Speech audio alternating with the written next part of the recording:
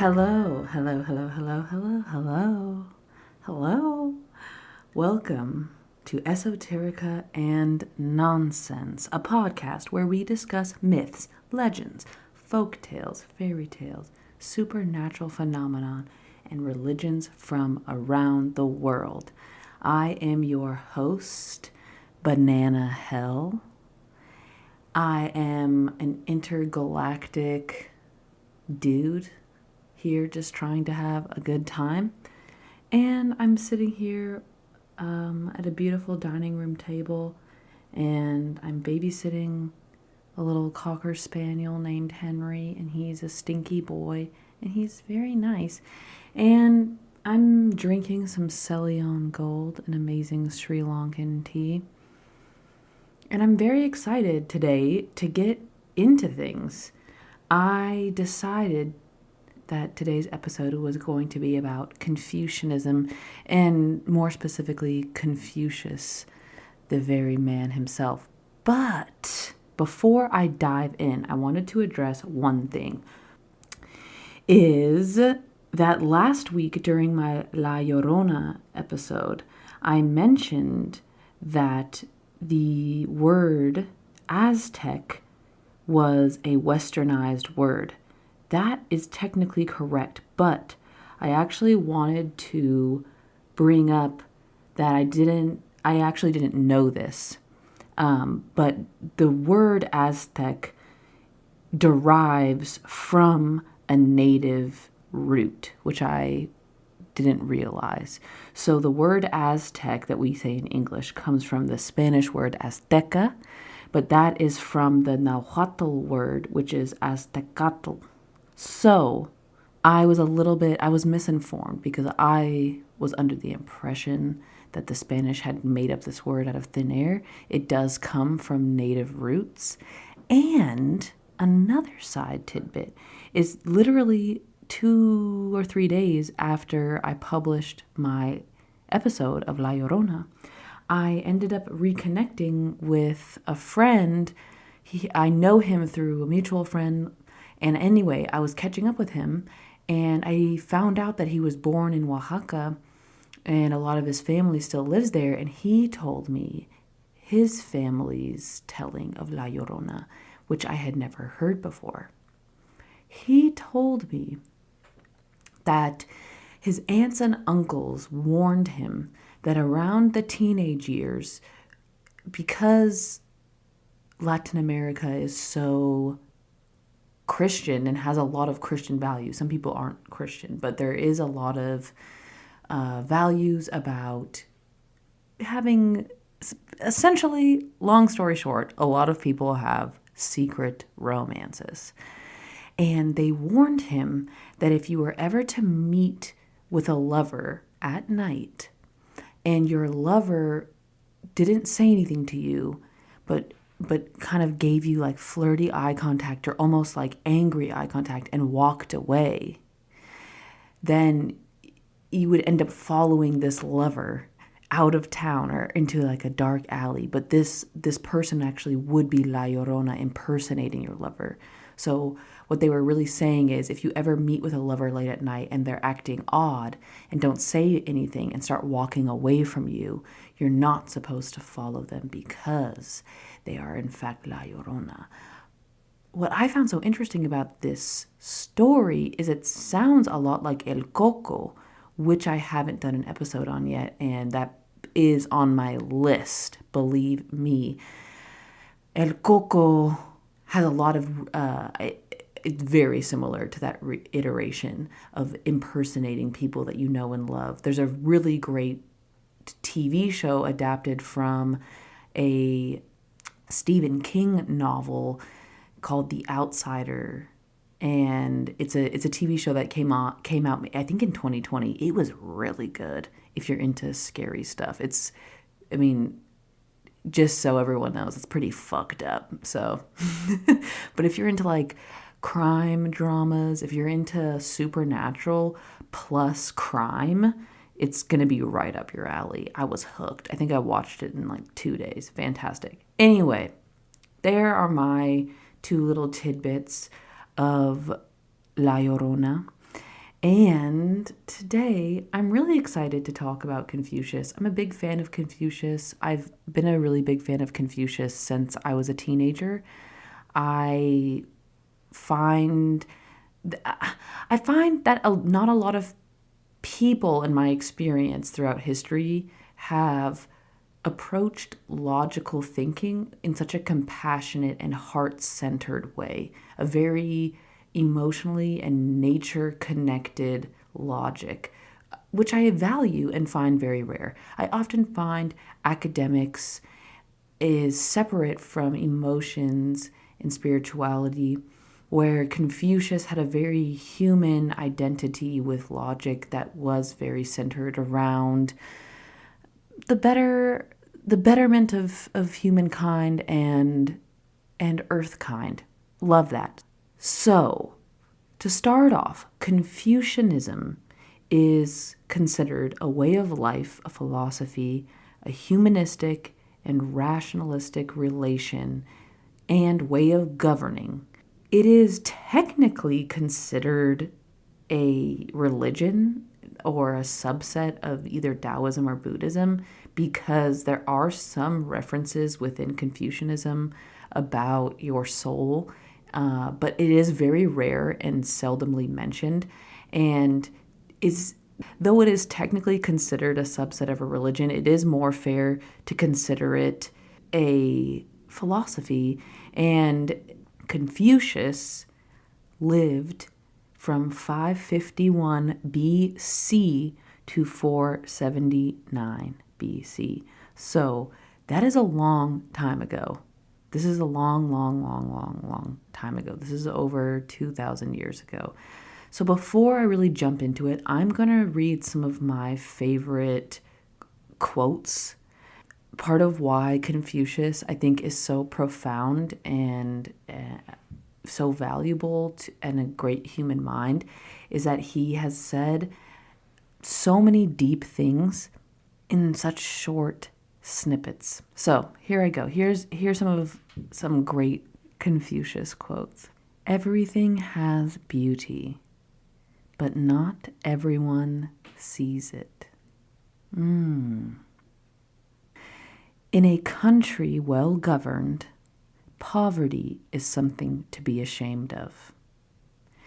In a country bad governed, wealth is something to be ashamed of. Ooh, well said. When it is obvious that goals cannot be reached, don't adjust the goals, adjust the action steps. Before you embark on a journey of revenge, dig 2 graves. He did it again. Real knowledge is to know the extent of one's ignorance. Silence is a true friend who never betrays. That's beautiful. He who learns but does not think is lost. He who thinks but does not learn is in great danger. When we see men of contrary character, we should turn inwards and examine ourselves. Oh my gosh. If you look into your own heart and you find nothing wrong there, what is there to worry about? What is there to fear? Wow, this is a famous one. Choose a job you love and you will never have to work a day in your life. I think we've all heard that one. I think that's very commonly said. This all comes from Confucius. And lastly, the one I'll mention is his statement that by 3 methods one may learn wisdom. First, by reflection, which is the noblest. Second, by imitation, which is the easiest. and the third by experience, which is the bitterest. It's a very good opening to an idea of how Confucius's mind worked. So, Confucius's life explains a lot about how he became the man that he is remembered as. He had a very interesting life, and I'm going to try my best to make this as compact as possible, but it is also really juicy. So we're going to get into the drama because I love drama. So Confucius was also known in China as Confuzi, or Master Kong, because his last name was Kong. He's known as a philosopher.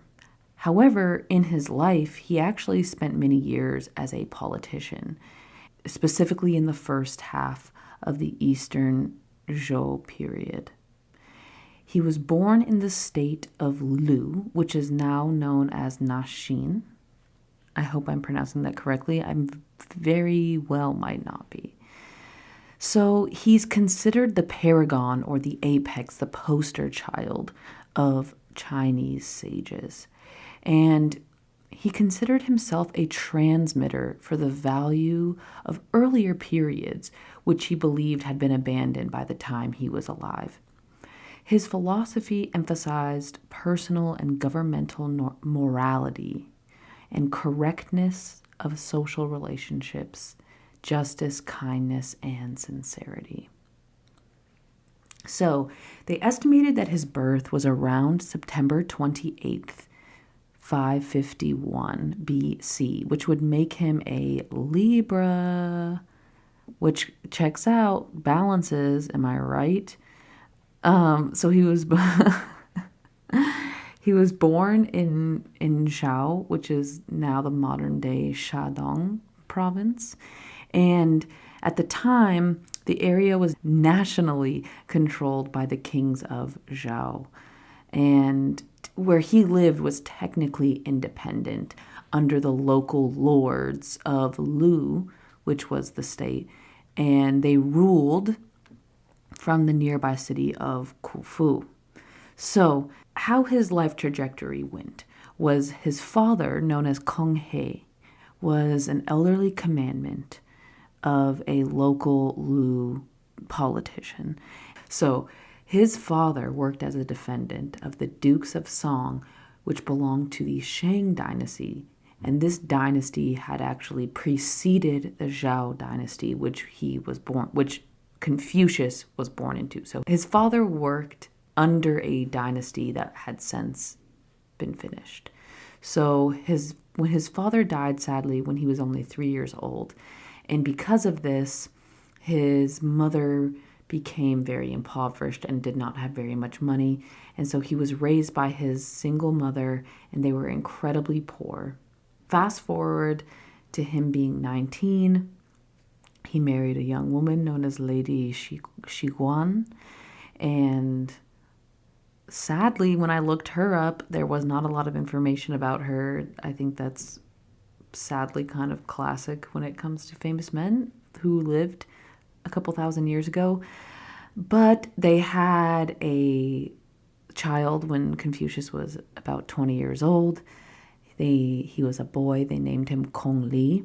And later they had 2 daughters, one who died very young, and the other they named Kong Kiao. And during this time, Confucius attended a school for commoners where he studied the 6 arts. And these 6 arts one was rites, referring to rites of ceremony, rituals, quote, good form, and natural law. One of the other arts was music. There was archery, charity, calligraphy, and mathematics. It was believed that men who excelled at these 6 arts had reached a state of perfection and, quote, become the perfect gentleman. So, in his early 20s, He worked for various government positions.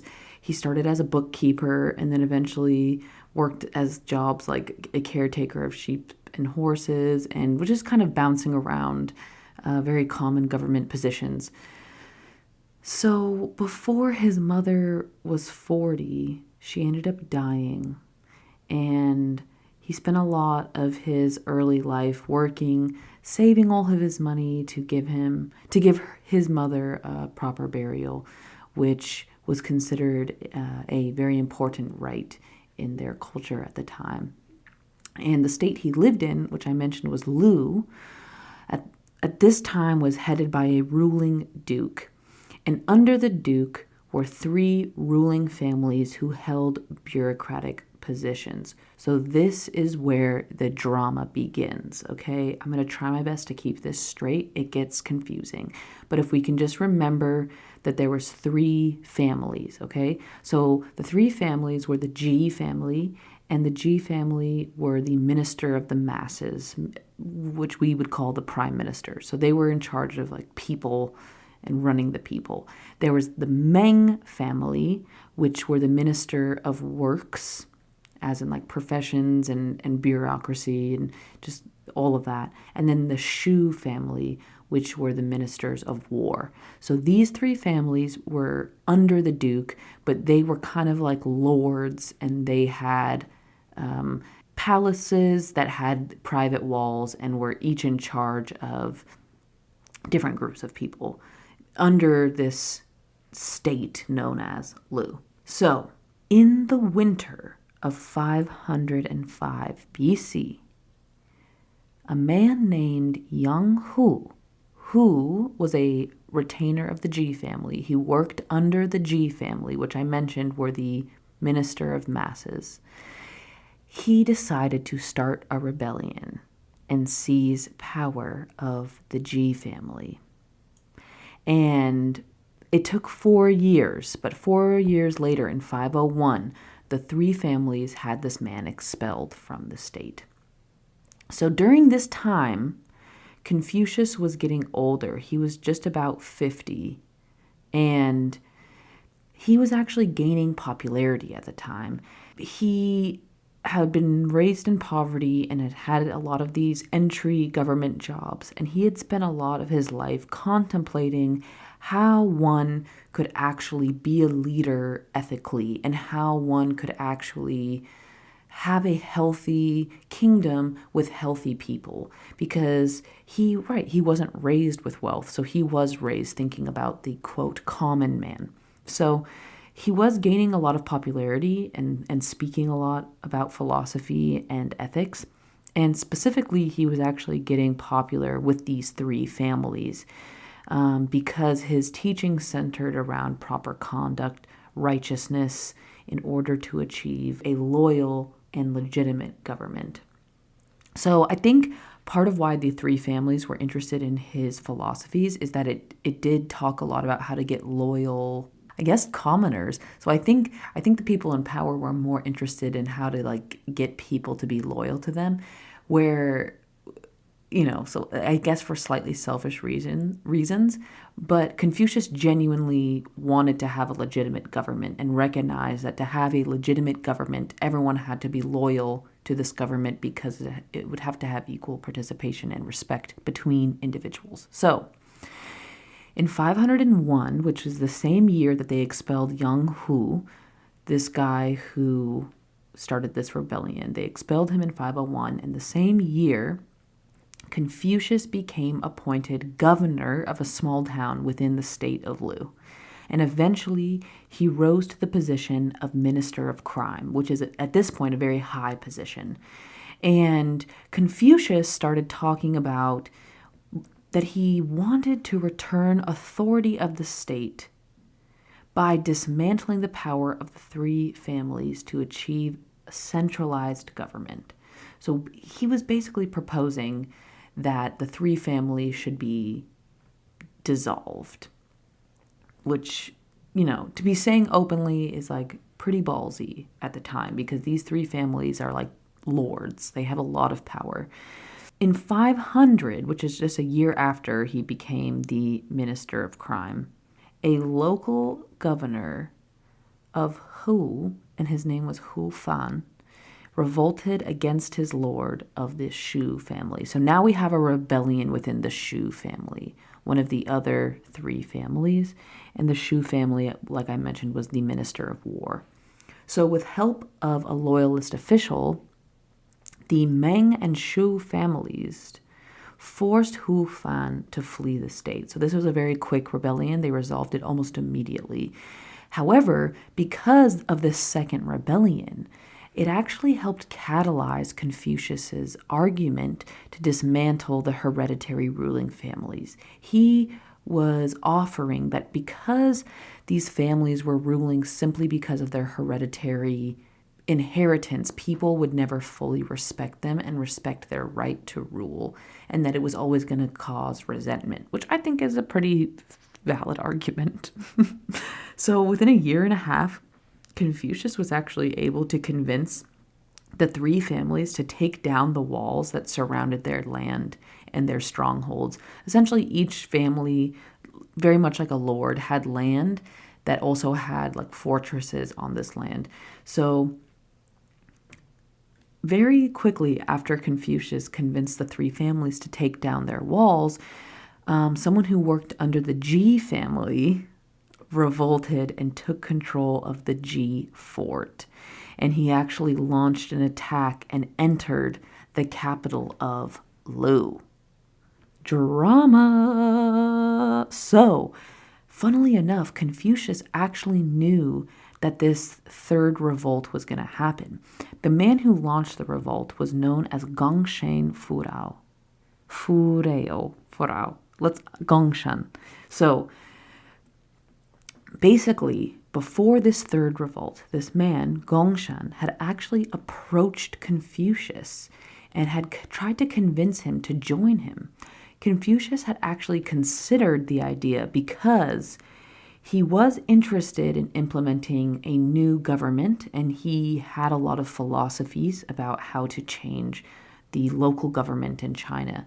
However, he had decided not to join Gongshan because he believed that it was against proper moral values to have a violent revolution. And so by principle, he said no, even though the Ji family had dominated the Lu state for generations, and they had actually exiled the previous duke, and they themselves had had a violent revolution. So he did truly consider this due to the nature of how the Ji family obtained their power, but he decided against it. So, during Gongshan's revolt, one of Confucius's disciples, known as Shang Yu, who had actually become a governor because Confucius had given him a referral to one of the three families. So this disciple of Confucius, Zhong Yu, who was a governor, he actually managed to keep the duke and the heads of the three families together, and he let them stay in a safe place, and Confucius had arranged for them to move to the Ji strongholds in the palace grounds. So all of them moved, and Confucius, because he was the minister of crime at this point, ordered 2 officers to lead an assault against the rebels, and the rebels were defeated. There is a alleged rumor that one of these officers that Confucius had ordered to assault the rebels was actually working with the rebels, but the story goes, they say, that because Confucius ordered them in front of the duke, the officer had to comply or else he would have been killed on sight, apparently. Again, this is very dramatic, very, very dramatic. The action movie buff in me is like, this would be a great action movie. Fun fact, there is a movie made about the life of Confucius. It's a Chinese film. I believe it was made in 2010. It's on my list to watch. I don't know how accurate or inaccurate it is, but I'm hoping that this part of the movie is like action filmy, because this is like very boy drama. This is like boy drama central. Anyway, so like I said, these 2 officers, defeated the rebels, and immediately after the revolt, the G family decided to take down the walls completely of their strongholds and land. So, this entire saga, this entire debacle, gave Confucius more public respect, and it portrayed his foresight and practical political ability, and specifically his insight into human character. I think before people saw him just as a philosopher, but he had been warned that this was going to happen, and he had actually foreseen all this happening, and that's why he had been asking these three families to take their walls down. So after all of this, one of the three families, the Meng family, decided that they didn't want to take the walls of their city down. After all of this, 2 years later, in 498, the Duke actually decided he wanted the walls down, and he led an army and attempted to siege the region and tear the walls down of the Meng family, but the Duke actually failed. And so, basically, because of Confucius's polarizing ideas and ideals, he actually became in direct opposition of a lot of the men in power in his state, and he had made a lot of very powerful enemies. So all of this respect that he had gained was turning more into respect of the common people, and a lot of the men in power were starting to get very resentful of him because, his philosophies that were gaining popularity had a lot to do with dismantling the power of individual men. So he was coming for them.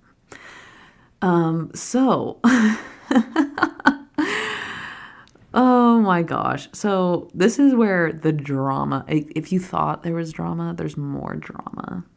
So during this time, there was a neighboring state known as Qi. Yeah, the Qi state, Qi, Qi. And this state was hearing that the state of Lu was becoming more powerful and was just having a prosperous time. So, according to one account, one of the powerful men within the Qi state decided to send over 100 good horses and 80 beautiful dancing girls to the Duke of Lu in order to, quote, distract him. And I'm laughing because it's really that easy. Like, if you send over 80 beautiful women who are trained dancers to, like, any man who likes women, like, I think we all know what would happen. I'm just, like, it is actually kind of a brilliant sabotage because it's non-violent, and basically his plan worked. So, as the story goes, the Duke indulged himself in pleasure and didn't attend to his duties for 3 days. So, you might think, 3 days, that's not too long. The thing is, this guy's like the Duke of an entire region, and there is a lot of work to be done all the time.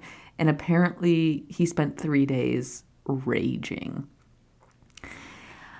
I mean, I kind of get it, but also knowing that, like, this is just pure sabotage. I mean, he totally fell for it, and yes, it was that easy. So yeah, I think we would be in a better world though if sabotage was all done through letting people indulge in their guilty pleasures, or I guess just pleasures, than violence. I'll give this guy credit. This was a non-violent way to sabotage an empire. So you know what? I'm all for it. As long as the sex was consensual. Caveat. Okay, so Confucius actually was very disappointed with his Duke. He found it to be very irresponsible and kind of proved this idea that this was not a moral government because the Duke didn't have the people's best interests at heart, and he had his personal interests at heart. So at this point, Confucius had resolved to leave the state to seek better opportunities. However, to leave immediately would bring shame to the Duke because by leaving then, it would expose the Duke's misbehavior. so, so Confucius decided to wait a little bit of time for smaller offenses to add up, and then he could leave quietly without bringing shame upon the Duke, which I don't know. I mean, I guess I respect him. I don't know. He's like really taking morality very seriously, which is why I respect him. And I'm all for nonviolent communication and nonviolent action for the betterment of self and people. So you go, Confucius. So basically, fast forward a little while, they had a great feast, and the Duke neglected to send Confucius a portion of the sacrificial meat, which was traditional for every man at the table to taste the sacrificial meat. Confucius was skipped, so Confucius took this as a green light to leave the state. So in 497, Confucius left the state of Lu without resigning, ultimately because he had failed to dismantle the 3 fortified cities. He had taken that as a personal loss. And kind of, yeah, so I mean, I guess you could say that he left as, I guess he fled because he didn't even actually formally resign. So he fled his state. This is actually why I respect him so much, because after he had a very stable job, and I think most of us, especially once you have kids, it would be hard not to keep at your job. I think especially at this time in history, there wasn't the opportunity to be necessarily like an entrepreneur or, especially with a government job, you had a legal duty to fulfill. So he decided to leave because of his moral proclivities, and he actually spent the next about 20 years of his life traveling the countryside and becoming like a traveling philosopher. That's very traveling troll energy, which I love. That's basically my brand. So he began his long journey around the states of China, from specifically the northeast and central China, and shared his philosophical and political beliefs. And sadly, he never really fully saw his ideas implemented or really take off. But he did it anyway. And eventually, he was invited back to his home province at the age of 68, when he was invited by the chief minister of the state, known as Ji Kangji. So from then on, when he was invited back, he formally taught students. They estimated he taught about 72 to 77 students, and he taught them the old wisdom of China via the texts known as the 5 classics. There actually is talk that there were 6 classics, but some of them were destroyed and burned, so now they're referred to as the 5 classics. We'll get into that in a second. And sadly, he actually outlived his 2 sons and his favorite disciples. So his favorite disciples and 2 sons died before he did. And eventually he died of natural causes between the ages 71 and 72. And he was then buried in the Konglin Cemetery, which is in the Shandong province, which at the time was still the state of Lu. So that is the briefest summary I could give on his life while keeping all the juicy, dramatic elements in. But I wanted to touch on all of that because I think it does shed a lot of light into who he was as a human being. He was very interested in taking care of like the quote common man, and was very interested in trying to create an idyllic society via a government that was led through ethics and equality and knowledge. So let's dive into his philosophy. Like I mentioned, it is actually considered a religion, but it is much more of a secular morality. And Confucius titled himself as a transmitter who invented nothing. So he did not want to be considered an inventor of a philosophy, simply a transmitter of a philosophy. He valued study as the most important life practice. The Confucian system is based on empathy and understanding others rather than ordained rules. I'm going to repeat that. The Confucian system is based on empathy and understanding others rather than ordained rules. That is powerful. So, one of his core teachings was that rules were too general and that judgment had to be cultivated through acquiring knowledge. That's super deep. I just learned, shout out to Kaya, tools, not rules. Ooh. Instead of implementing rules for yourself or for others, using tools to communicate and to process a specific encounter where rules aren't always one size fits all for individuals and for specific scenarios in our lives. So, Confucius deeply emphasized teachings that personal example and action were more important than explicit and specific rules over behavior. He believed that self-cultivation and personifying high morals and attainment of skilled judgment was more important than rules. That is powerful. And again, what I love so much about this is it's acknowledging the power we all have as individuals, and it's genuinely just giving respect to people. It's giving respect, but also obligation for each person to actually work on themselves, to learn and to acquire wisdom and knowledge, to get to a place where they can have skilled judgment instead of needing rules. Powerful. His teachings rarely relied on reasoned argument and ethical ideals, but rather he conveyed kind of indirectly through allusion and innuendo.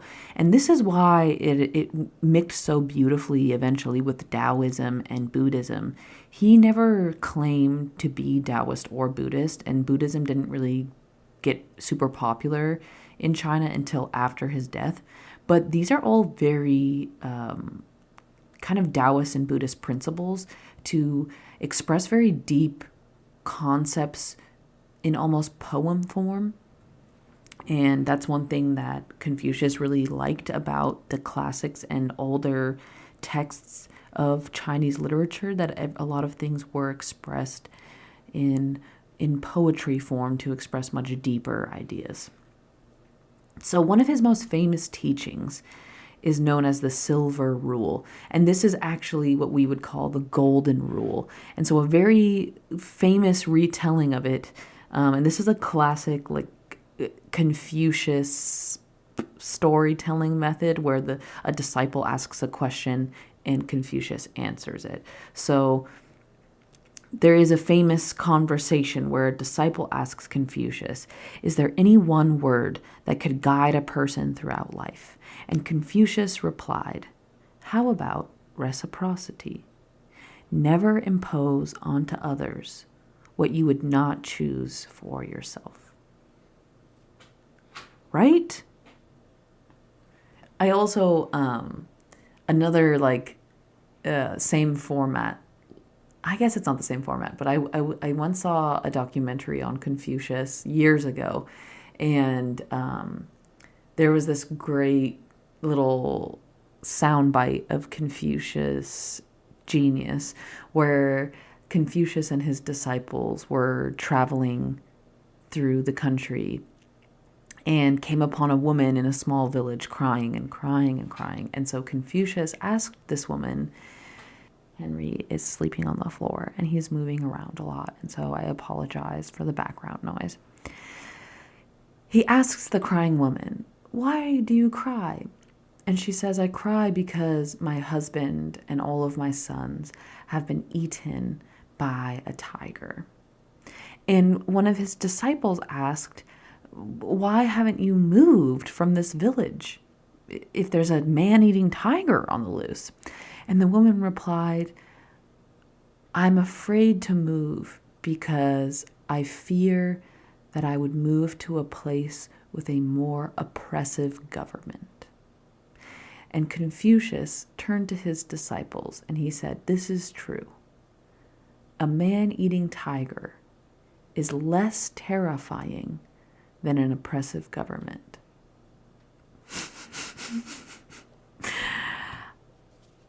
I had to think about that one because at first I was like, no. And I would have to agree.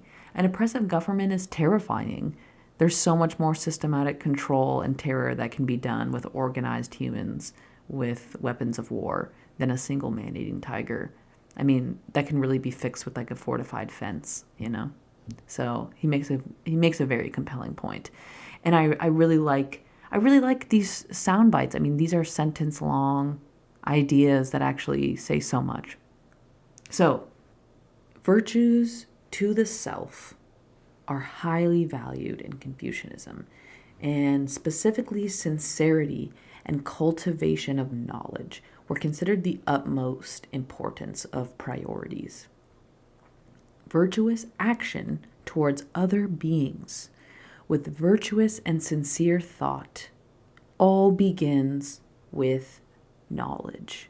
So the idea was that actual virtue, and specifically virtuous actions and being good towards others, had to be cultivated by acquiring knowledge. And I think that's actually very true, because personal virtue is one thing, but one must learn a lot to know how to positively affect and help others, because it is very complicated when you start thinking about righteousness and virtue, because you can have an idea of what someone may need, but you may not actually know what that person needs, let alone thousands, hundreds of thousands of people. Knowledge is the beginning of cultivating virtuous action. So one of his core teachings was that a virtuous disposition without knowledge is susceptible to corruption. Fact. Confucius stated that virtuous action without sincerity is not true righteousness. Without sincerity. And he also stated that cultivating knowledge and sincerity is also important for one's own sake. He was making the argument that Confucius said that the superior person loves learning for the sake of learning and righteousness for the sake of righteousness. His theory is exemplified in the concept of Li. And Li is an idea which is broken down into the three important conceptual aspects of life. One, which is ceremonies and rites associated with ancestors and deities of various types, of all things sacred. And two, social and political institutions. And three, etiquette of daily behavior. So Li was a concept of personal self-betterment in order for the betterment of human society. So some people believed that Li were actually principles given to us from heaven, but Confucius stressed that the development of Li was not given to us from the heavens, but was actually developed by the actions of the great sage leaders throughout human history. And his discussions of this concept of Li attempted to redefine the idea to refer all actions committed by a person to build the ideal society, rather than conforming to standards and practices, ceremonies, or law. He was all about personal initiative in actions on a moment-to-moment basis. Instead of following a rule book, it was about always learning more and attaining more self-awareness to become a better individual. This is progressive. I respect this so much. So in the early Confucian tradition, Li was centered around timing. So it was believed that balancing existing norms while making ethical decisions using moral judgment was vital to create an ethical social fabric. This concept of Li is closely related to the concept of Yi, which is based on the idea of reciprocity. So Yi can be translated into righteousness, or more simply, what is ethically best for a specific context. So as opposed to an action done out of self-interest, Yi would be how to make a decision or an action that is in the best interest of all individuals. And philosophically, that's a hard thing to grasp, because I think the more knowledge that you attain in your life, it gets pretty clear that it's hard to make a decision that is best for all individuals, because a lot of decisions someone loses. So this is definitely a conceptual ideal, which I respect that they were even talking about this. So while pursuing self-interest is not inherently bad, Confucius stated that one would be more righteous if their life was based upon following a path designed to enhance the greater good. The concept of Yi is linked to the core value Ren. Okay, so I know I'm like defining a lot of words, but just to recap so we don't get lost, Li is about personal betterment by sacred rites, social and political institutions, and etiquette of daily behavior. Yi is the idea of reciprocity and or ethical decisions in specific contexts. And this kind of all traces back to the idea or value of Ren. And Ren consists of 5 basic virtues, which are seriousness, generosity, sincerity, diligence, and kindness. So Ren is a virtue of the perfect fulfilling of one's responsibility towards another. So this is known as benevolence, humanness, selflessness. To develop one's spontaneous response of Ren, so that these could guide action intuitively, is better than living by the rules of Yi. Basically, what Confucius is trying to say is that if someone has spent a whole life contemplating on how to be kind towards others and how to be the best version of self, then intuitively they become someone who is benevolent and selfless, so that in a specific situation they don't have to start intellectualizing how they can be selfless or how they can be benevolent or how they can be caring. That's ingrained in their nature because they've spent so much time contemplating and trying to be that. So you end up becoming what you study for so long. So Confucius asserts that virtue is actually a mean between 2 extremes. So his example for this is that a properly generous person gives the right amount, not too much, not too little, right? Like a good parent is someone who gives plenty to their kid but does not spoil the child. That's kind of this idea. So virtue would be a perfect balance between restraint and giving. So another piece of Confucianism, which I found really interesting and I had never learned before, was music. And apparently Confucius believed that music was an integral part of ritual and rite practices. Some Chinese scholars state that Confucianism is really about the idea of rites and rituals.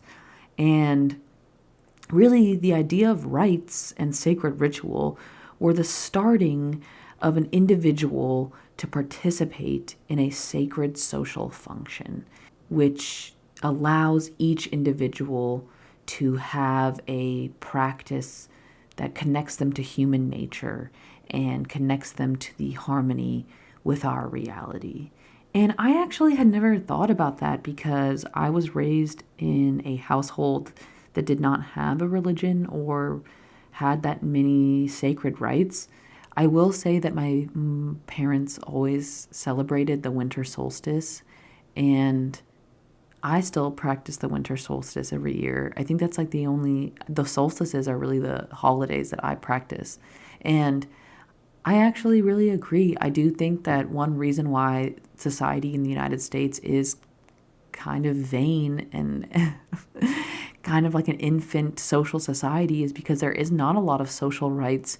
And I have noticed that the cultures and the countries I've visited that have the strongest sense of self, even if that sense of self may be flawed or may have whatever misogyny, homophobia, but like cultures that had the most amount of identity were cultures that practiced religious rites, but also music was a big part of that. And I have found that the countries that have music as a part of their social identity have a healthier relationship with love and affection. That's just my personal observation. I'm just a guy, you guys. I'm just one guy, okay? I'm just one guy. So Confucius believed that music was actually a harmonization of heaven and earth, and the rites were the order of heaven and earth. It's a very beautiful sentiment.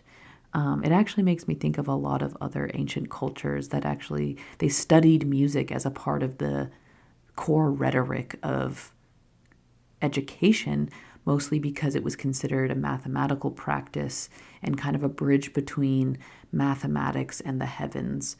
And beautiful. And I would love for modern culture to bring that back, of bringing music back into the core curriculum, because there are parallels between math but also astrology within the math of music.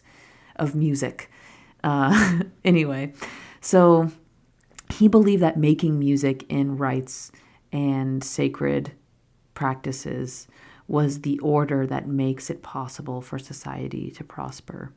Confucius drew inspiration from the texts known as the Shijing and the classic of music, which was considered one of his 6 classics. And like I mentioned before, now it's known as the 5 classics because almost all of it was lost during the Han Dynasty due to a large, massive burning of a lot of Confucian texts. Great.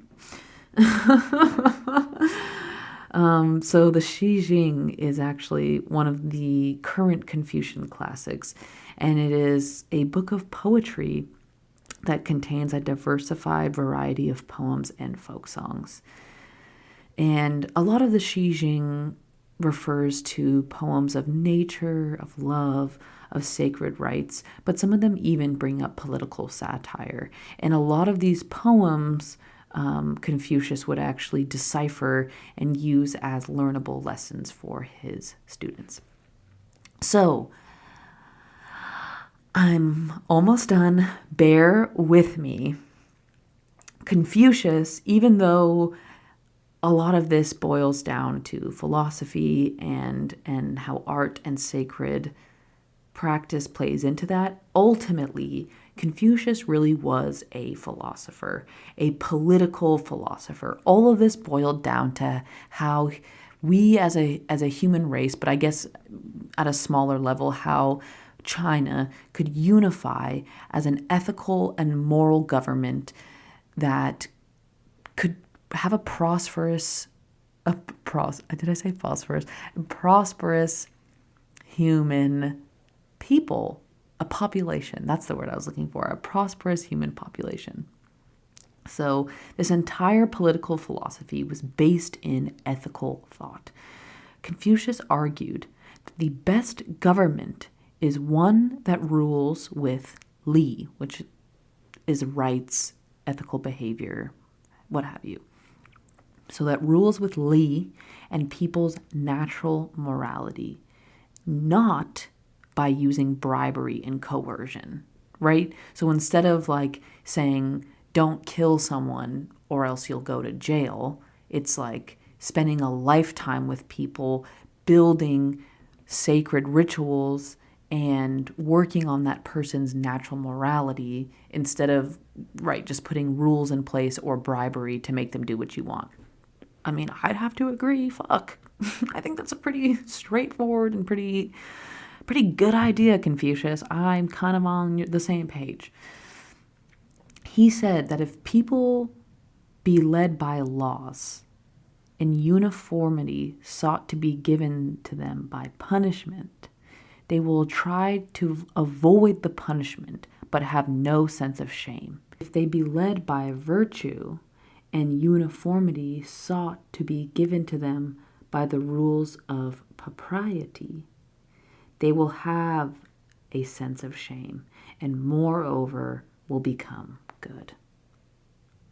So really what he's saying is if punishments are the only things we're using to make people do things, they will avoid punishment, but they won't really feel bad for like whatever, committing a crime that may actually have huge repercussions on our human society, where if they are led by virtue and they are driven of having a prosperous society and healthy relationships and a healthy population, they will have a better sense and moral compass. So, by having this internal sense of duty, there's no need of, quote, evil punishment, and a person will actually have a feeling of what they did wrong and what the, quote, right decision is.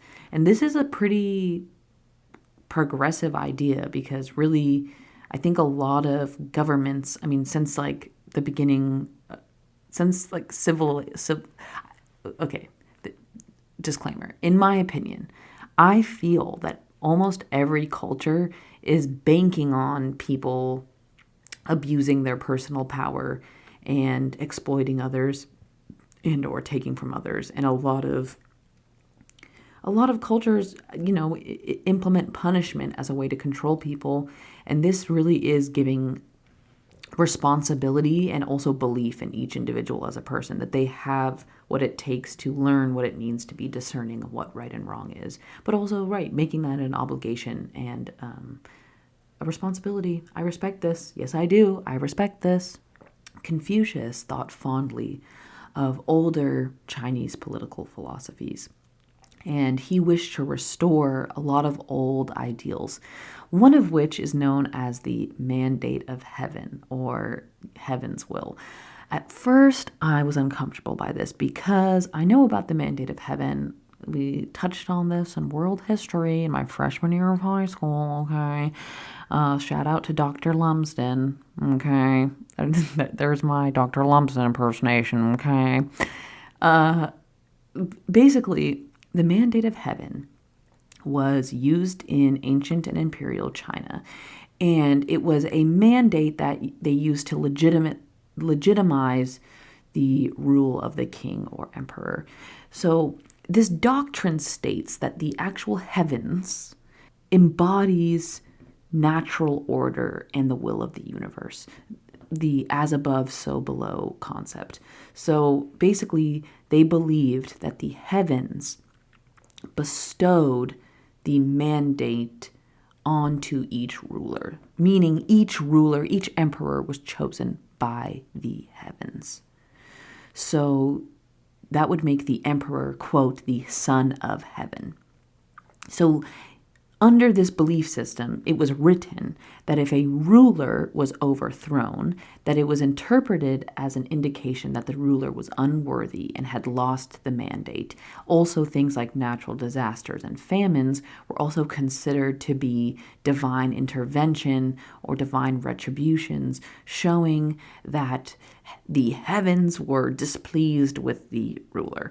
So I actually had forgotten that piece of the mandate of heaven because it ended up becoming a way to justify that, emperors were just passing down the crown to their son, and it would turn into these long dynasties of hereditary inheritance. So there was not a lot of overthrowing, and, That's what ended up happening. But in these actual original texts of the Mandate of Heaven, it was expressed that a ruler didn't necessarily inherit the title, but the ruler was to be qualified for the job. And their job was specifically to unite all people under heaven and bestow peace and prosperity on the people. So that's a beautiful sentiment, right? And I think that is a very idyllic vision. You know, I personally I wonder all the time, like, what is the ideal human society? You know, I mean, ideally, we wouldn't, in my mind, ideally, we wouldn't need a ruler or like a king slash queen. I mean, I think like one of the biggest issues is that there's often like one person in charge of a said group of people or country.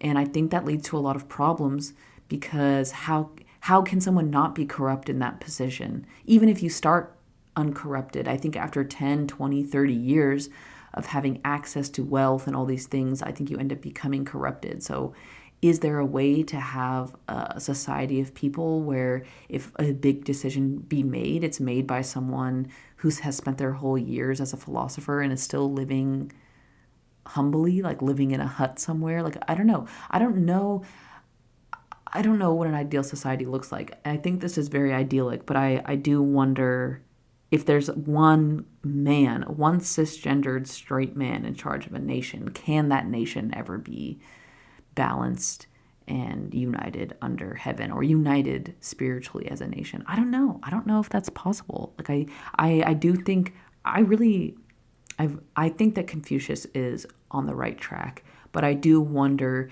if some of his ideals are jaded by the idea that like they lived in a time where they could not imagine anything but a king. But I also don't know.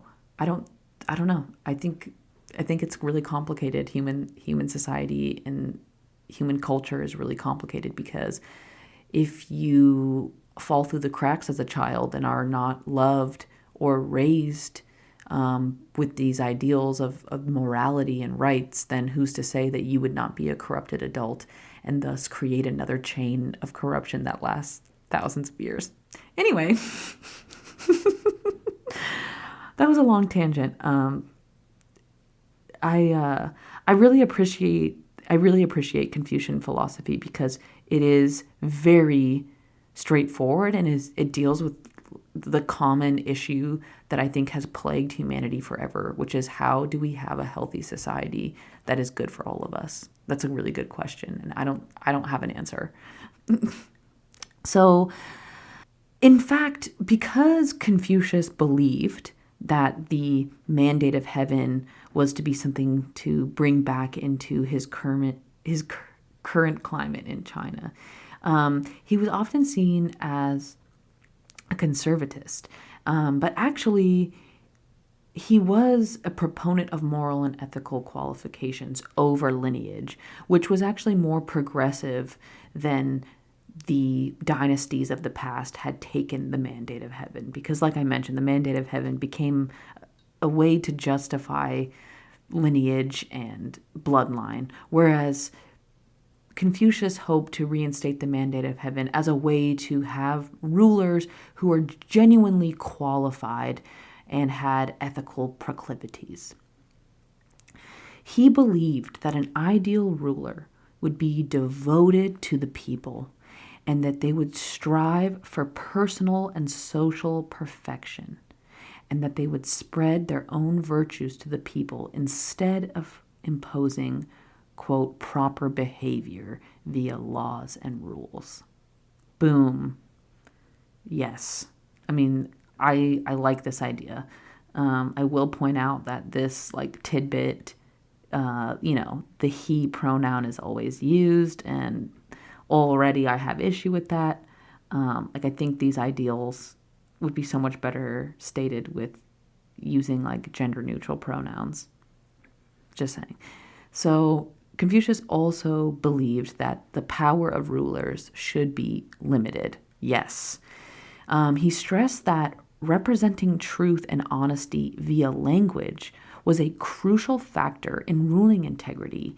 Even the facial expression had to convey honesty. Ooh, that's a deep one. That's a deep one. And that reminds me of some of the key principles to Jainism and Zoroastrianism, which I will get into on later episodes. But I happen to agree with this idea a lot. I think truth is one of the biggest proponents of ethics.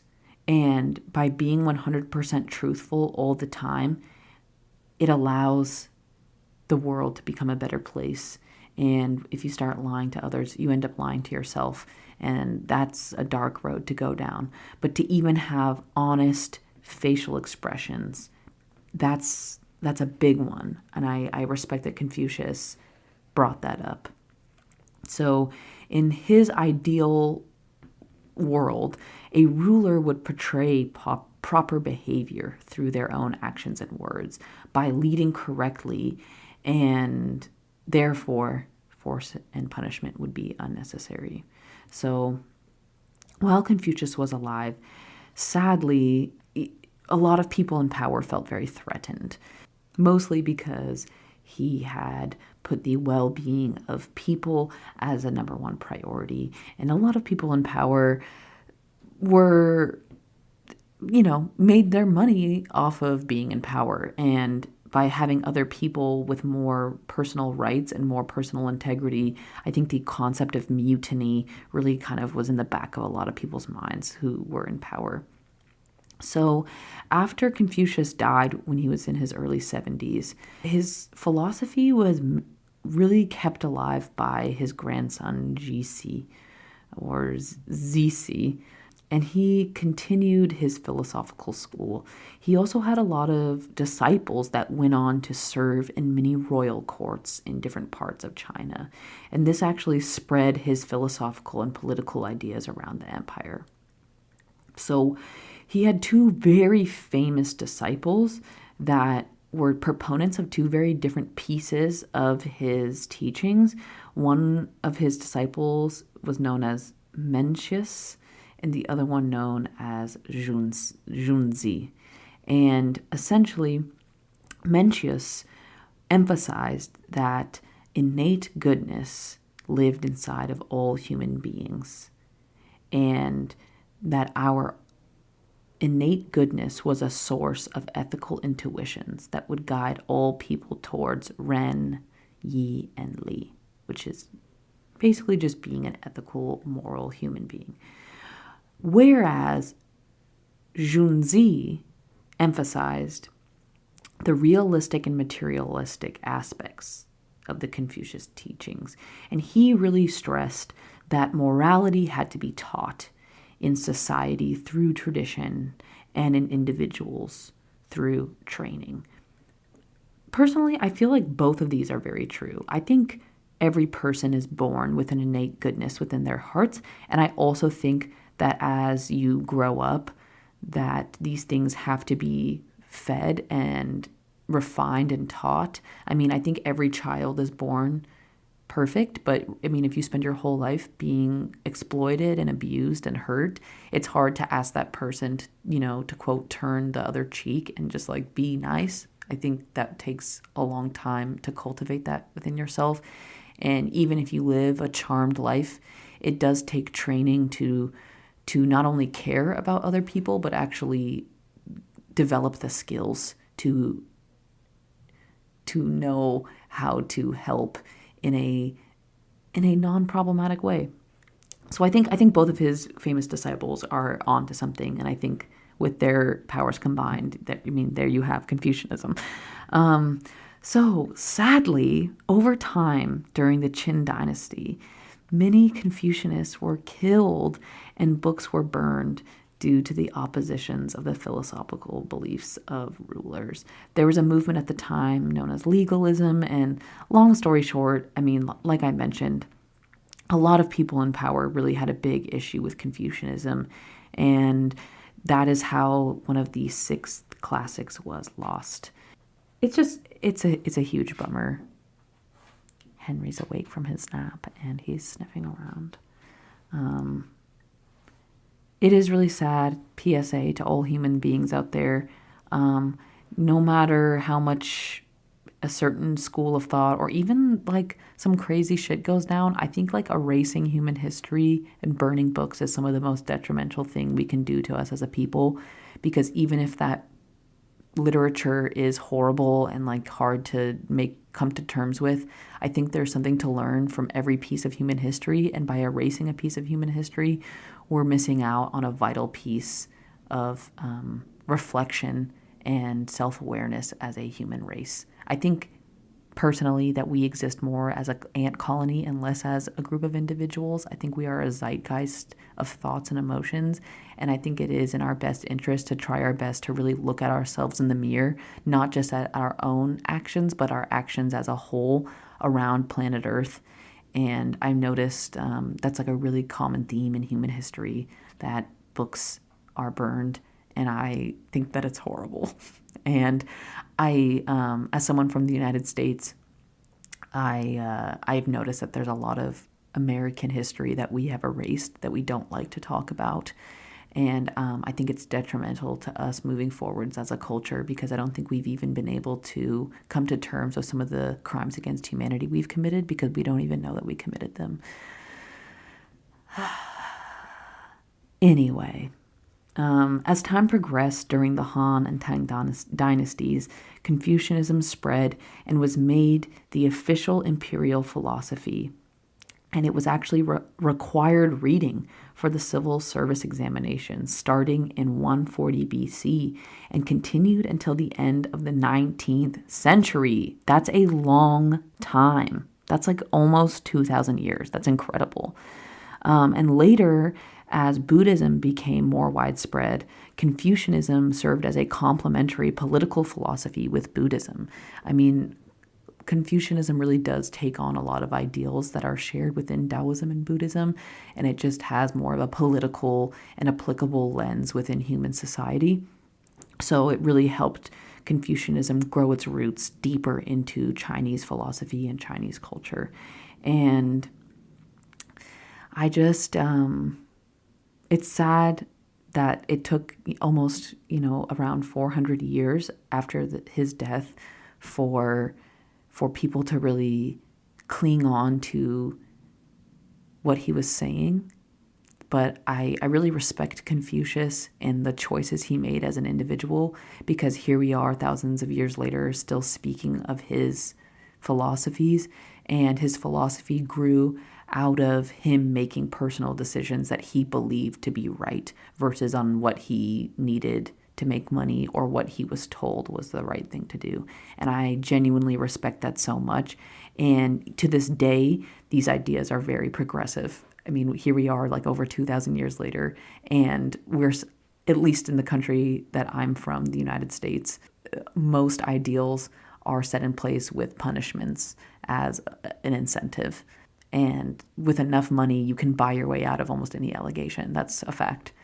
I don't think a lot of people want to admit it, but it's true. Money can buy your way out of almost any allegation. And I think when we live in a society where punishment is the reason why you're not doing something, I don't think that's right, and I don't think that's correct. And I think sometimes religions employ the same tactics where they use fear to get you to do or not do something. And okay, Henry, is it dinner time? Henry's getting hungry. But you know what? That was right on time, because that concludes my episode on Confucianism. I would like to bring up that I am just one man. I am one guy. I'm doing this research by myself. As I mentioned in the beginning of my episode, sometimes I overlook things. Sometimes there's pieces of the story I didn't cover. Sometimes there's things I didn't find. And I want to empower everyone to do some research. If I inspired you, if there's something that you're interested in, do some research. If there's something you actually already know about that you want to inform me of that I overlooked, send me an email at esotericaandnonsense@gmail.com. If you want to support my podcast, you can do so at anchor.fm/esotericaandnonsense.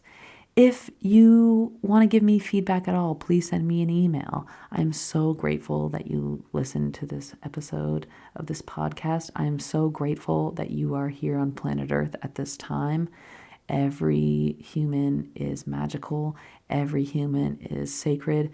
And thank you so much, everyone, for tuning in. Have a beautiful day, evening, morning, life, incredible, and I will catch you next week.